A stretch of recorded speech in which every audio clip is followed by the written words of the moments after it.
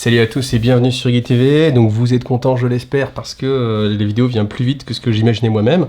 Pourquoi? Parce que je suis parti sur le principe de le faire en 3 fois. Pourquoi en 3 fois? Parce que déjà vous avez bien aimé le système de 2 vidéos plutôt qu'une seule beaucoup plus longue. Donc je vais continuer un petit peu là-dessus. Vous voyez, j'essaie de vous écouter et puis de faire en sorte que la chaîne progresse dans votre sens, pour que ça vous plaise. Et puis surtout, contrairement au premier tome de Vigilus que j'avais trouvé un petit peu mollasson, où ça manquait... Enfin moi j'avais eu du mal à me mettre dedans, j'avais du mal à me projeter. Là, franchement, sur les 30 premières pages, je suis en grosse régalade. Et je pense que ça va être la régalade pour vous aussi. Donc du coup, je me dis, histoire de vraiment rien louper, je vais pas attendre d'avoir tout lu, parce que ça se trouve, dans 2 semaines, j'ai pas encore fini, j'ai pu me rappeler forcément de tout ce que j'ai lu. Donc tant que c'est encore frais dans mon esprit, je vais vous faire les 30 premières pages, et comme il y a à peu près une centaine de pages, du coup, ça va nous faire naturellement 3 vidéos.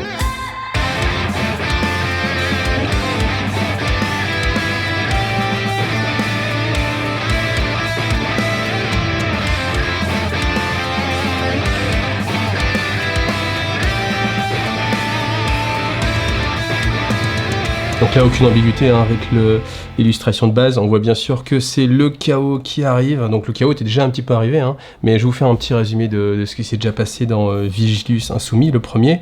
Donc ça va être la fin. Ils nous le disent dans le début.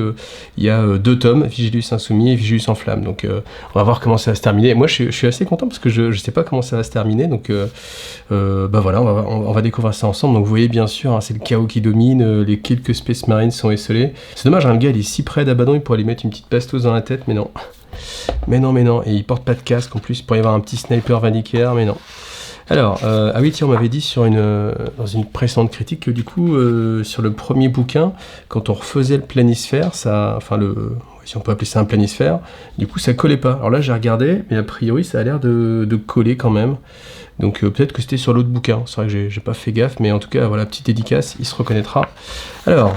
franchement, ça c'est assez flippant. C'est rare que ça me fasse ça, mais c'est vrai que quand on voit ce côté-là, les tentacules, la sorte de griffe là qui prend, ouais, un aspect un petit peu...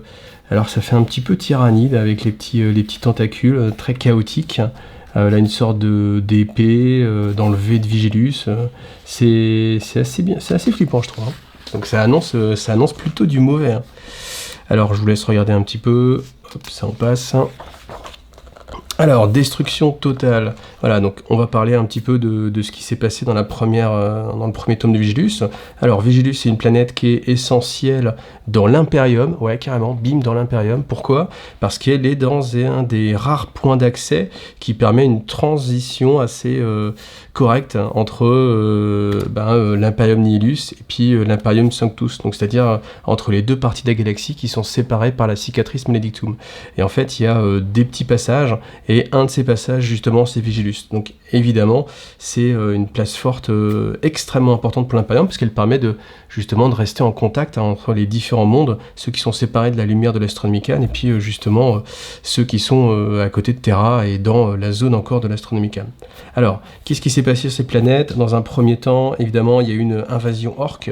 Cette invasion orque, elle a causé beaucoup de grabuge, évidemment, mais alors, je vais essayer d'aller vite, quand même, parce que du coup, normalement, vous avez déjà vu. Alors, si vous n'avez pas vu, on va essayer une petite puce, c'est une nouveauté. Alors, cliquez là, hop, là, voilà, ici, là, il y a une petite puce qui apparaît. Vous regardez la première vidéo, comme ça, moi, ça m'évite de trop perdre de temps là-dessus.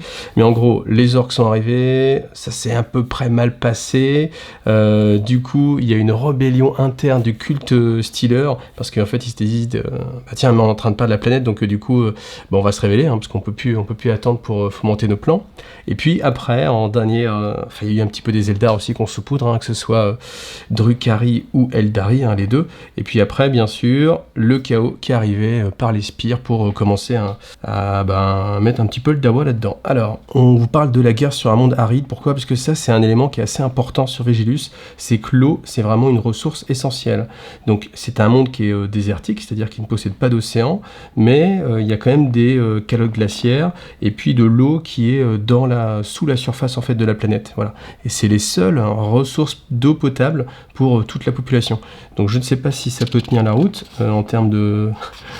j'imagine, parce qu'en fait quand vous avez les Citerruches, c'est des millions, des milliards d'êtres humains, Vous imaginez la Terre déjà, nous on est 6 milliards si je dis pas de bêtises, dans une cité ruche, ça doit être à peu près ça.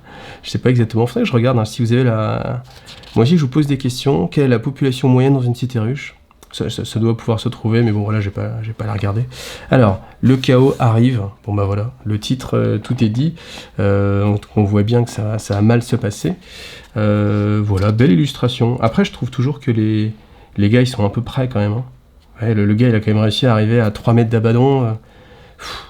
Voilà, soit vraiment Abaddon est vraiment au cœur, au tout début de la pointe de l'assaut, mais il y a quand même beaucoup de gens qui sont arrivés, enfin même des simples Cadiens. Bon, pourquoi pas. Mais bon, après, il faut bien représenter un antagoniste. Hein. C'est toujours le côté... qu'est-ce qui vaut mieux? Est-ce qu'il vaut mieux un dessin réaliste, hein, ou est-ce qu'il vaut mieux plutôt quelque chose qui fasse classe? Donc voilà, je pense que là, bien sûr, hein, on préfère tous quelque chose qui fasse classe. Alors, la mort tombée du ciel. Donc ça va vous rappeler, en fait, ce qui s'est passé. C'est-à-dire que, dans un premier temps, le chaos, en fait, profitait du fait que la loi impériale... interdit de regarder le ciel. Donc ça veut dire que les citoyens de l'Imperium n'ont pas le droit de lever les yeux au ciel. Et c'est ce qui fait aussi qu'ils ne peuvent pas se rendre compte en fait que, eh bien, du coup, ils sont attaqués hein, dans les hautes sphères de la planète, donc dans les cités ruches tout en haut, dans les spires. Et donc le chaos, du coup, a profité de ça pour justement attaquer et puis... avant que l'Imperium puisse vraiment réagir. Et après, c'est un petit peu difficile, hein, parce qu'ils sont assaillis et par les orques de l'extérieur, et de l'intérieur par le culte Stealer, et du haut, en fait, hein, différents axes, du haut par le chaos. Donc c'est plutôt chaud pour eux. Ce sur quoi on va rajouter un petit peu les Eldari et les Drukhari, qui viennent soit prendre des esclaves, soit se venger. Voilà, donc bon, ça se passe plutôt mal. C'est marrant parce que déjà... Rien qu'avec les orques, on est sur le point de perdre la planète. On rajoute le culte Stealer, c'est chaud. On rajoute les Eldari, les Drukhari, c'est vraiment chaud. Et puis en fait, la force majeure arrive et c'est le chaos. Donc bon, ça laisse présager rien de bon. Alors là, c'est un petit passage que j'aime bien, parce que moi j'aime bien quand il y a un petit peu des batailles spatiales. Et on a la chance d'en avoir quelques-unes parfois justement. Donc on a la bataille dans le vide. Qu'est-ce qui se passe? En fait, les augures se rendent compte que la flotte du chaos est en train d'arriver. Donc du coup, Marnus Calgar prend sa barge de bataille, le Laurel of Victory, les lauriers de la victoire, j'imagine, et du coup se dit on va pas faire d'erreur, on va essayer vraiment d'arrêter au maximum les forces du chaos dans l'espace plutôt que de les laisser arriver en fait sur la planète. Et donc ce qui se passe, c'est qu'ils partent, donc ils voyagent pendant à peu près une semaine. C'est loin hein, les voyages quand même hein, à travers le système. Donc ils voyagent pendant une semaine et puis ils arrivent enfin à portée de frappe de la force d'invasion d'Abaddon. Donc bien évidemment, il repère le vaisseau amiral d'Abaddon, qui est le Vengeful Spirit, qui était le vaisseau de Horus, hein, la barge de bataille. Donc c'est la barge de bataille la plus connue, j'imagine, dans l'univers de Warhammer 40 000. Donc le Vengeful Spirit. Et en fait, du coup, les stratèges impériaux s'étonnent un petit peu que la force du chaos, en fait, ne recule pas, ni ne change de formation. Et donc, du coup, tout le monde se dit, ok, il y a un piège. Marnus Calgar se dit, ok, c'est louche. Même Abaddon, qui est quand même un peu fanatique, il est quand même suffisamment malin, ça fait des millénaires qu'il se bat, donc il va pas tomber dans un piège grossier et faire une lutte frontale comme ça avec les forces de l'Imperium.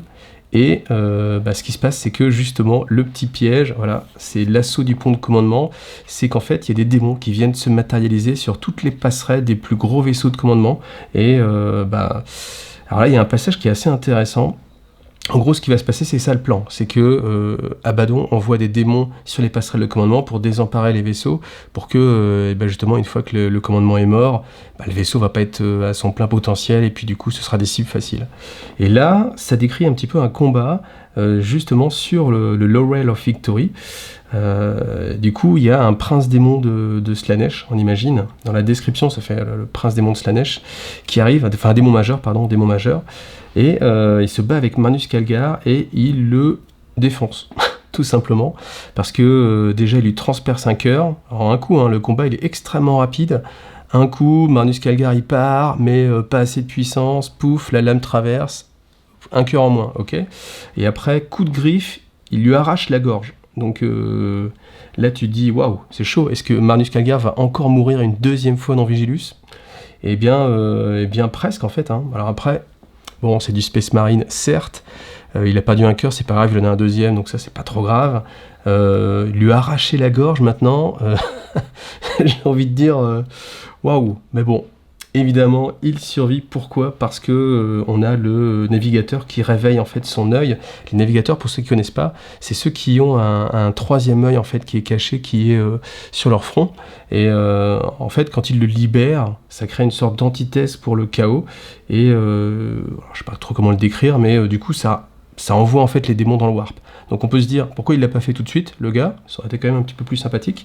Mais voilà, donc du coup les démons sont frustrés, sont bannis, et puis ceux qui restent en fait sur le pont décident de battre en retraite en se disant que de toute façon, étant donné que ça a dû se passer sur tous les ponts de commandement, et que peut-être eux s'en sont sortis même un petit peu mieux que les autres, et bah du coup le combat va être perdu d'avance, donc autant essayer de se replier pour garder un petit peu une force navale. Voilà. Donc c'est encore une fois très mal barré, hein. Après, il y a quand même un petit truc. En lisant ça, je me suis dit, non mais sans déconner, c'est quand même pas la première bataille de l'Imperium. Ça fait des milliers d'années qu'ils se battent. C'est jamais arrivé qu'il y ait des démons qui arrivent à l'intérieur des passerelles. Et les champs de Jailer qui protègent justement les vaisseaux des voyages warp, pourquoi ne pas les activer dès que tu rencontres une force du chaos ? Mais non. Bon bah voilà, après, stratégie inédite, on imagine.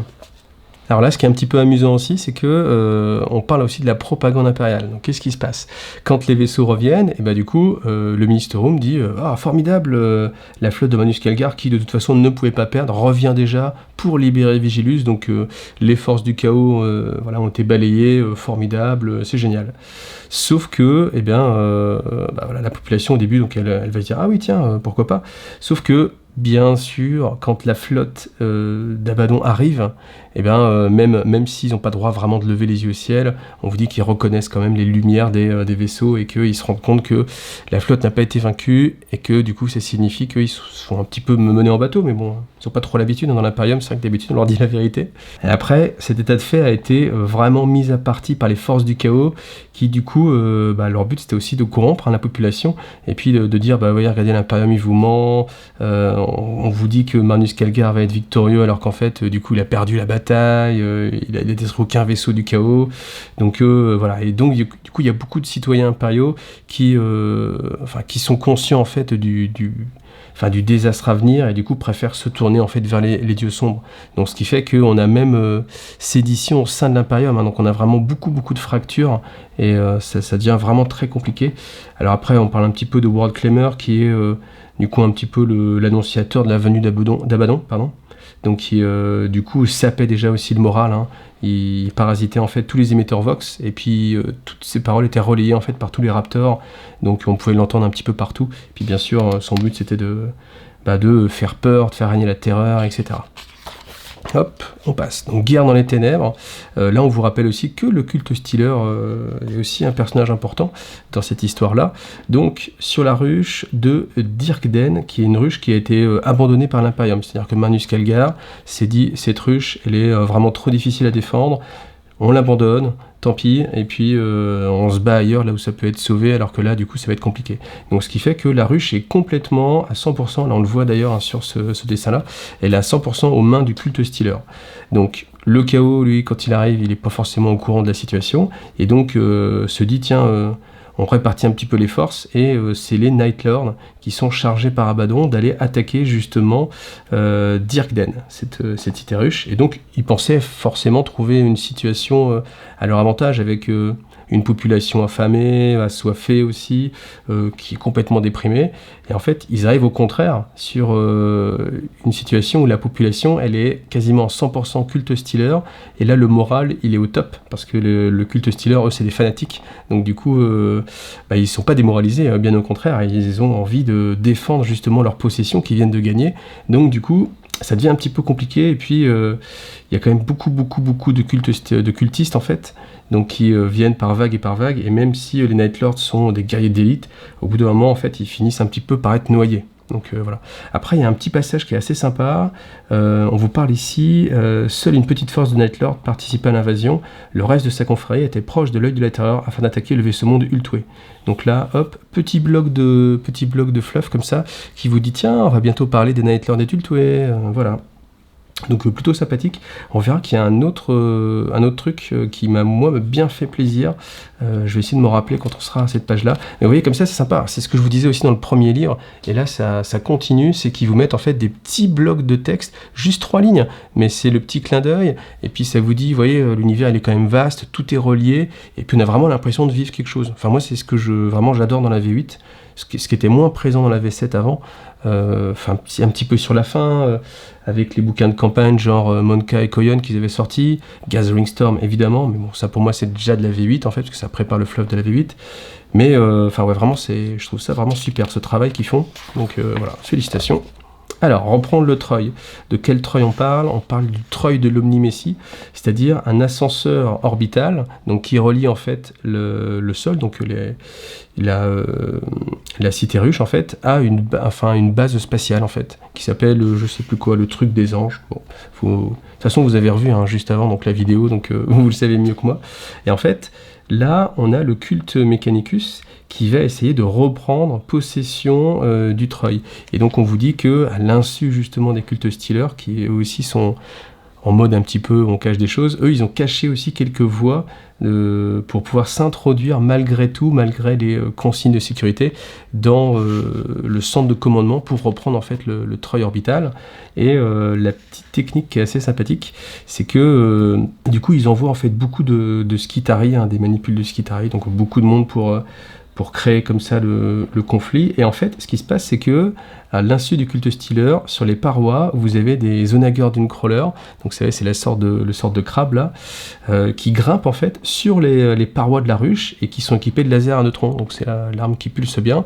Et du coup, quand ils arrivent dans la salle de commandement, là où il y a en fait l'élite du culte Stealer, à savoir le patriarche et aussi les puritains Genestealers, donc c'est-à-dire vraiment les Genestealers pure souche, la crème de la crème du culte, et ben en fait ils sont neutrons laserinés. Donc voilà. Et même le patriarche. Alors par contre, j'ai relu plusieurs fois, mais pour moi c'est pas très clair. On dit simplement, voilà, c'est Grand-Père Wurm. Grand-Père Wurm, c'est le patriarche. Fut atteint par un des rayons qui lui sectionna 2 de ses 4 bras et le fit rouler lourdement au sol. Voilà. Ces puritains Genestealers ont beaucoup moins de chance, etc. Ils sont tous détruits. Et à la fin, en plus de venir à bout de la menace majeure représentée par les puritains Genestealers, voilà, et minute toute présence Xeno, donc a priori on suppose qu'il est décédé, mais c'est vrai quand on dit juste un Genestealer qui va perdre 2 bras, ça va pas le tuer, donc là c'est pareil, je me suis posé la question, je pense quand même que comme ils disent, enlever toute présence au Xeno, pourquoi pas, mais ça peut aussi être un petit tiroir et puis dire voilà, il s'est enfui malgré tout, et puis du coup il n'y a plus de traces. Voilà, c'est une présence Xeno, c'est pas non plus. Donc voilà, je sais pas ce que vous en pensez, mais il y a un petit doute. Alors est-ce que c'est un doute volontaire? Est-ce que c'est moi qui capte pas? Est-ce que du coup c'est volontairement flou? Je ne sais pas. Voilà. Mais en tout cas, voilà, le retour du culte Mechanicus chez lui. Alors, cautériser la plaie, ça aussi c'est assez sympathique. La belle illustration, ça c'est une belle illustration qui est sortie, je sais plus à quelle époque, peut-être V6 ou peut-être V6. Voilà, bon, peu importe. Après, donc la stratégie, là, c'était de se dire on prend vraiment très cher en tant qu'Imperium, donc du coup, faut vraiment plus faire dans la dentelle. Bon. L'Imperium en même temps fait jamais dans la dentelle, mais là on est vraiment en mode solution de dernier recours. Et en fait, ce qu'avait proposé en fait Magnus Kallgar et la dirigeante de comment elle s'appelait, la gouvernance planétaire, Agamemnus 9, Lucienne, voilà, on va l'appeler Lucienne, ça lui va bien. Donc Lucienne avait proposé d'utiliser en fait tout l'appareillage du culte Mechanicus, qui étaient des appareils de forage majeurs, des macroforeuses, etc., pour faire trembler en fait le sol, pour que les mouvements des plaques tectoniques ou les tremblements de terre fassent s'effondrer en fait toutes les spires des cités ruches, pour que justement, comme le chaos en fait a vraiment pris pleinement possession du haut des cités ruches, des spires les plus hautes, et du coup, comme ça, ils soient décimés par les tremblements de terre. Mais là, il y a une petite part de politique qui est assez bien amenée, je trouve. C'est qu'on fait remarquer que Lucienne a toujours été opposée en fait au culte Mechanicus, et que si du coup elle en venait à admettre en fait le besoin du culte, si elle admettait en fait avoir besoin du culte Mechanicus, et bien du coup c'était plutôt mauvais en termes de politique, donc il fallait trouver une autre solution. Et l'autre solution, c'est simplement de mettre le feu à toutes les cités ruches, en disant bien sûr le feu ça va monter, donc du coup on met le feu aux avant-derniers étages, et puis ça va grimper, et puis ça va détruire un petit peu tout ce qu'il y a là-haut, voilà. Donc après, il y a des moments... tu dis la logique, pourquoi pas, ça peut être pas mal, mais c'est une solution qui prend pas du tout en compte, je pense, toute l'armada en orbite, en fait, parce que les vaisseaux, ils sont encore là. Quand on pense qu'un seul croiseur, il peut faire un exterminatus sur une planète, je pense qu'il a aussi des petites torpilles qui peuvent atomiser une ruche. Donc, cette solution-là, elle me paraît un petit peu... c'est les feux de Calgar, c'est extrême, on met le feu... Alors, en termes d'imagerie, c'est assez fort, parce que du coup, justement, on met le feu à nos propres cités ruches, aux spires. Donc, voilà. Mais je pense qu'on peut même aller un petit peu plus loin, qu'ils auraient pu balancer une petite torpille, pas forcément une torpille cyclonique qui détruit tout, mais bon, simplement mettre un petit peu plus les choses, utiliser un petit peu plus la flotte orbitale. Voilà, tac, continue. Alors, dans le tourbillon, ça aussi c'est très intéressant, et c'est ça qui me plaît dans ce Vigilus numéro 2, c'est qu'il y a vraiment beaucoup de choses qui viennent s'imbriquer. Je vous avais dit dans le premier, on reparlera du tourbillon, et bien voilà, le tourbillon, là on a vraiment, et puis là on va vraiment savoir exactement ce qu'il y a à l'intérieur.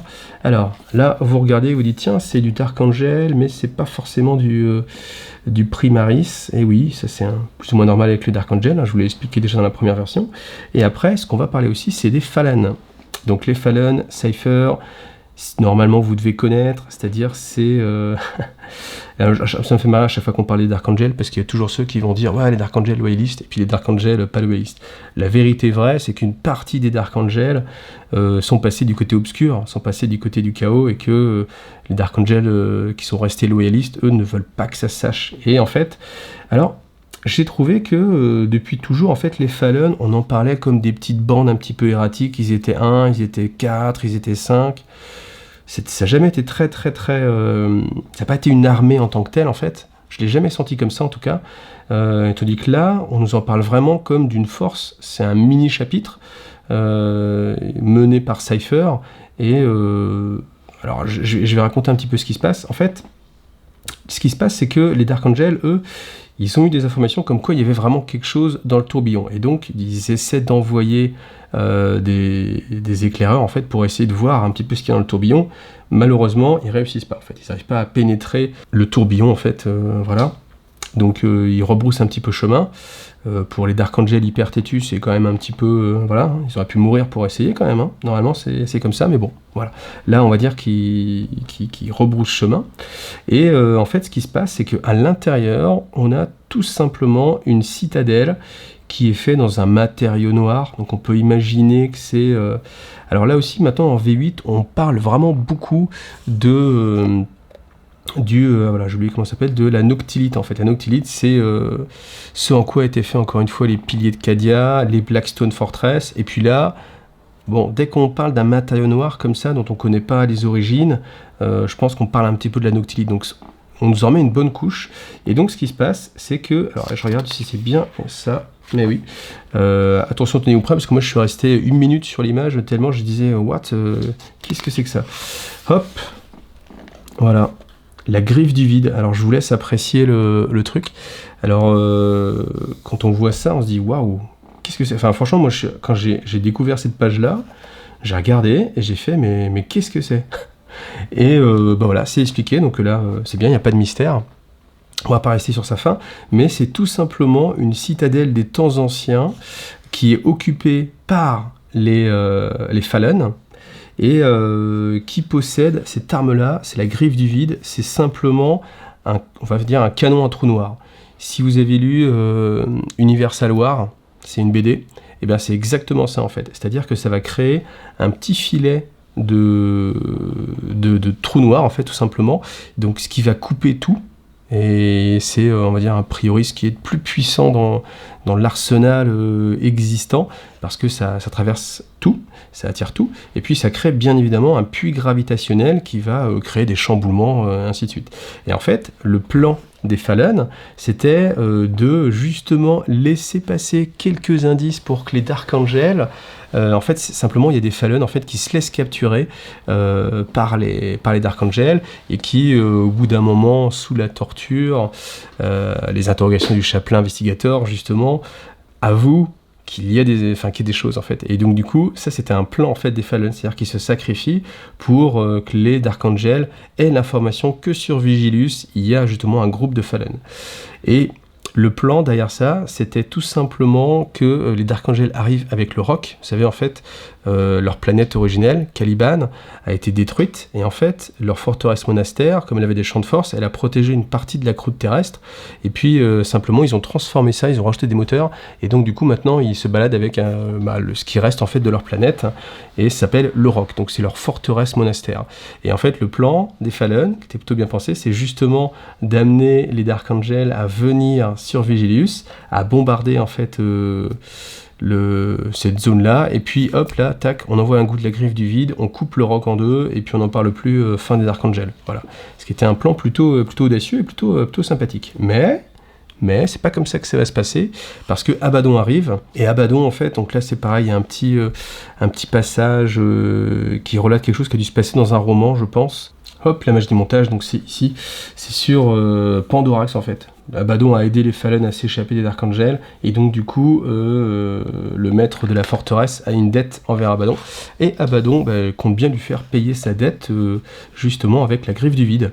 Donc le plan d'Abaddon, c'est quoi? C'est tout simplement de faire tirer directement la griffe du vide entre Vigilius et son satellite, pour créer en fait des distorsions gravitationnelles, ce qui fait que, comme un petit peu c'est le principe des marées en fait, hein, vous savez, le satellite quand il se balade, il crée bien sûr une attraction gravitationnelle, et là si on balance bien sûr un trou noir entre les deux, même s'il est tout petit, ça va attirer en fait les choses, et ça va créer vraiment beaucoup de dégâts.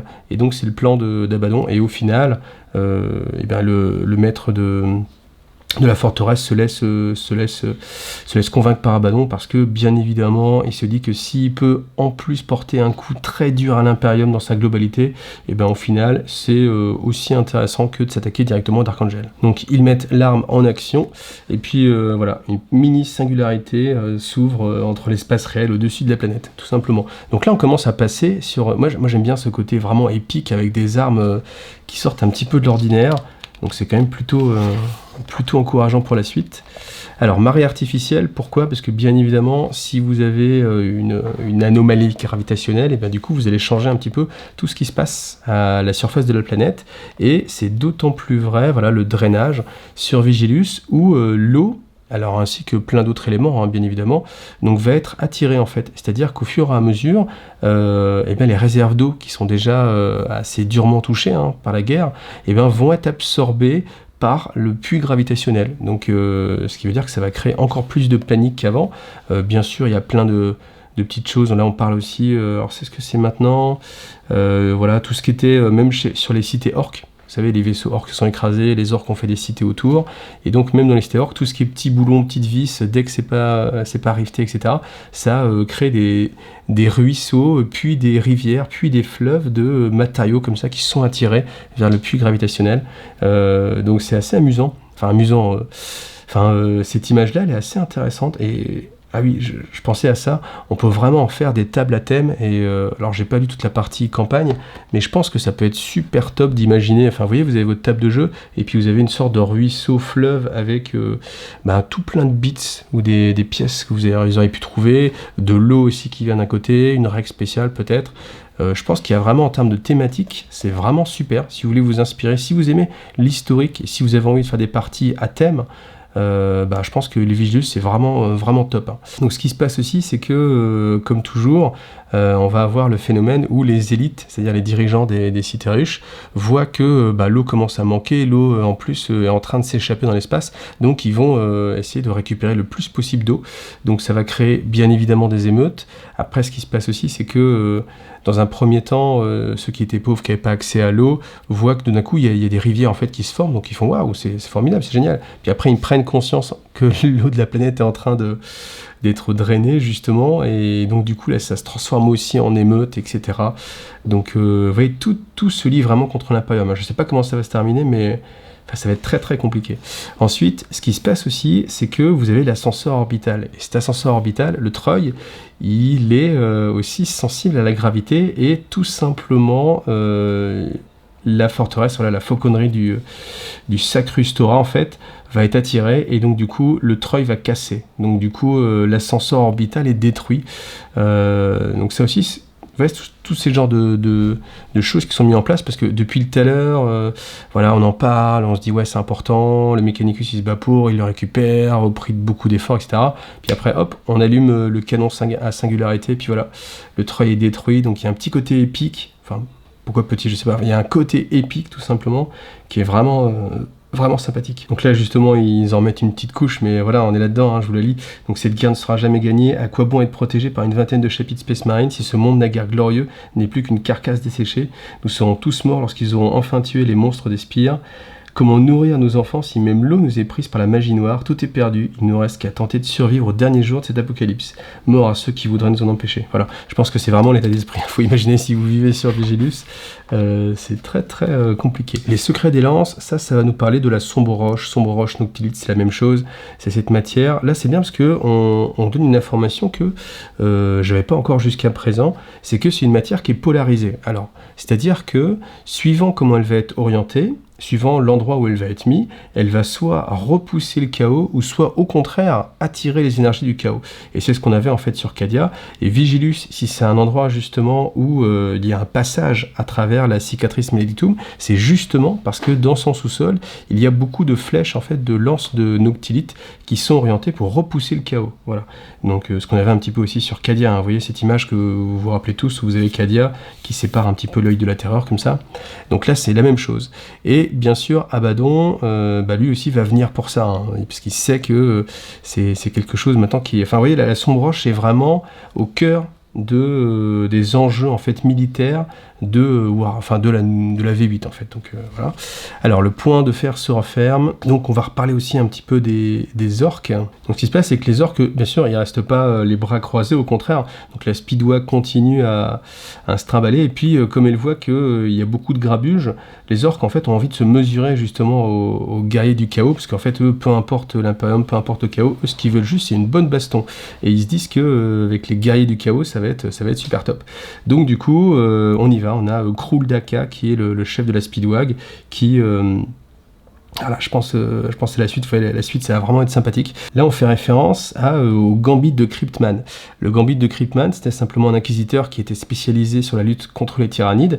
Et en fait, il a décidé de stériliser toute une zone de l'Imperium, c'est-à-dire en fait de raser Exterminatus sur des planètes pour faire une sorte de cordon sanitaire et pour détourner en fait la flotte ruche, alors je sais plus laquelle, vers justement les mondes orques. Et du coup maintenant il y a une guerre, alors je crois que c'est les mondes d'Octavio de mémoire, et dans cette zone là en fait on a des orques qui viennent se battre attirés par les tyrannides, et puis les tyrannides qui trouvent de plus en plus de biomasse à travers les orques et qui évoluent constamment pour lutter, et c'est ce qu'on appelle le Gambit de Cryptman, c'est-à-dire que retarder en fait l'échéance et puis pousser ses ennemis à se battre ensemble. Et en fait du coup Marnus Calgar met à profit cette expérience là pour essayer de faire exactement la même chose sur Vigilus. Donc dans un premier temps il attire en fait les forces du chaos dans des combats, et puis en étant proche des orques, du coup, toutes les forces de l'Imperium, comme ils sont bien équipés de façon aérienne, c'est-à-dire qu'ils ont des Thunderhawks, etc., ils peuvent rapidement s'échapper de la zone de combat,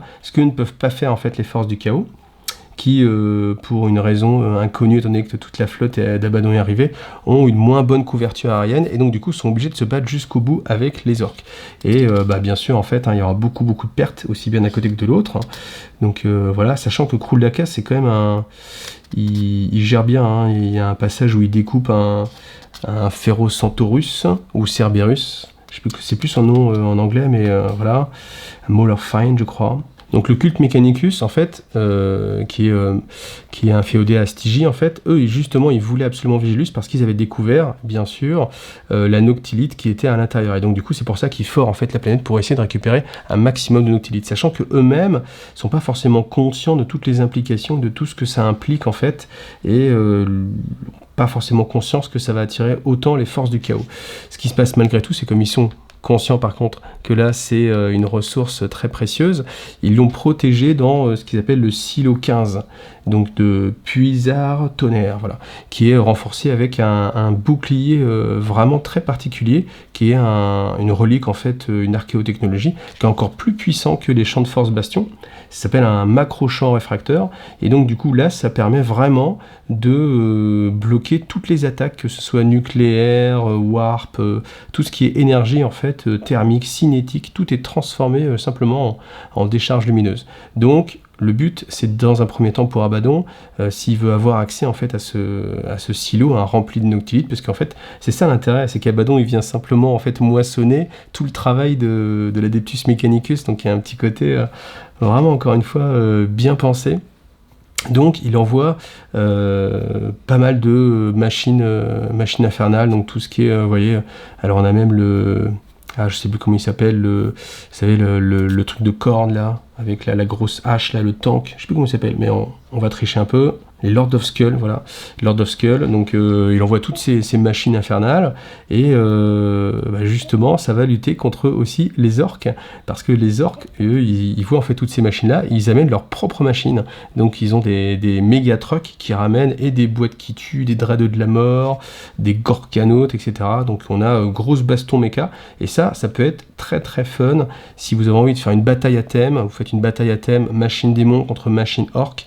Moi j'avoue que ça me parle bien dans ma tête, surtout que j'aime beaucoup et que j'ai pas mal de boîtes qui tuent, et ouais, ça me parle vraiment. Donc voilà, après il faut la trouver, mais je sais même pas si c'est parce que je le fais dans l'ordre, j'ai pas lu la fin, je sais même pas si ça va être présent dedans, mais vraiment ça c'est un passage qui parle beaucoup. Donc là évidemment grosse baston, on va faire simple, mais le chaos lui s'occupe vraiment d'essayer de casser le macro champ réfracteur, et du coup prend des grosses pertes, mais réussissent in extremis à faire tomber en fait le champ réfracteur, et c'est là que, alors que les orques Krul Daka était vraiment en train de dominer, eh bien on a le Vengeful Spirit qui rentre en ligne de compte, et puis simplement tourne ses armes sur le silo 15, et du coup il atomise tout le monde en fait. Donc il atomise la Sombre Roche, les Brazen Beasts, c'était le nom des forces démoniaques, enfin démoniaques et chaos, et le Speedlord Krul Daka, voilà, tout le monde est détruit par le Vengeful Spirit. Donc voilà, fin du boss. Donc il y a quand même pas mal de choses, hein. Après, c'est aussi une façon de mettre les orques un petit peu vraiment de côté, parce que là c'est vrai qu'on vous dit, parce qu'en fait on peut se dire, tiens, en fait les orques on n'en parle pas trop. Bah si, regarde, les orques qui sont forts, Krul Daka il est là, il fait du taf, et puis d'un coup d'un seul, pouf, le Vengeful Spirit met tout le monde d'accord, on efface les orques, on n'en parle plus. Voilà. Culte et conquête, voilà, là on va arriver à la fin, parce que c'est là où je me suis arrêté, mais il y a quand même pas mal de choses intéressantes sur cette dernière page. Alors déjà on vous parle des Noctilic Throne, c'est le décor en fait, tout simplement, qui est sorti pour la nouvelle force du chaos, donc vous voyez la sorte de porte des étoiles, on va dire, avec des pointes, et bien en fait ça explique simplement que Abaddon lui a percé le secret en fait de la noctilite, et puis simplement en mettant sur la bonne polarité aux bons endroits ces faisceaux-là, ça concentre et ça attire encore plus les forces du warp. Et donc bien sûr, ça permet d'invoquer des démons, et comme bien sûr, voilà, ça va les rendre plus forts, tout simplement. Donc voilà, et puis après la deuxième partie, et là je viens de me rappeler qu'il y avait le petit truc dont je voulais vous parler. Voilà, c'est là. Et donc du coup, ce qui se passe, c'est que là, on a bien sûr encore une fois les dirigeants corrompus, encore une fois, qui se disent, bon, c'est un petit peu vraiment, ça se passe vraiment pas très bien, donc on va concentrer le maximum de ressources pour pouvoir survivre, quel que soit le destin de Vigilus. Donc du coup, ils récupèrent toute l'eau, toute la nourriture, toutes les denrées possibles et imaginables, et sachant que si il y en a qui viennent se plaindre, tout simplement, je vous lis le petit passage. Alors c'était peut-être compréhensible d'un point de vue strictement survivaliste, mais les dirigeants poussèrent cette logique à l'extrême et utilisèrent des combinaisons de combat Spearers pour éliminer tous les représentants des classes laborieuses qui osaient demander un partage plus équitable des ressources. Et moi, ce qui m'a plu là-dedans, c'est ça. Voilà. Ça sous-entend bientôt la sortie pour Necromunda des Spiriens, je pense. Donc vous savez, les Spiriens, en fait, c'était justement les nobles qui allaient se battre dans les bas-fonds de Necromunda, équipés avec le summum de la technologie.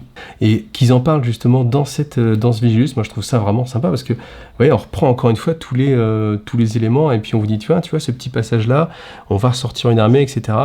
Ça te met une petite graine pour que tu achètes la faction quand elle sort. Voilà. Et puis, ce qui se passe, c'est que il tombe dans la débauche, tout simplement. Et la débauche, ça attire quoi? Ça attire Slaanesh. Et du coup, Slaanesh, en fait, prend plus ou moins conscience qu'il y a vraiment de plus en plus de débauche et attiré par ça. Et puis, les séides de Slaanesh, justement, attaquent, en fait, les forces. Et puis... voilà, après, ils les massacrent, tout simplement, sous prétexte qu'en fait, ils n'étaient pas allés assez loin dans leurs exactions extrêmes. Voilà. Et donc, du coup, voilà, on arrive tout simplement à la fin de ce que j'ai lu. Donc, fin de la vidéo là. Je vous donne rendez-vous bientôt pour la deuxième partie, sachant qu'il y aura 3 parties. Vous voyez, moi, je me suis senti un petit peu plus serein aussi vis-à-vis de tout ce que je vous lisais, parce que c'était plus clair dans ma tête.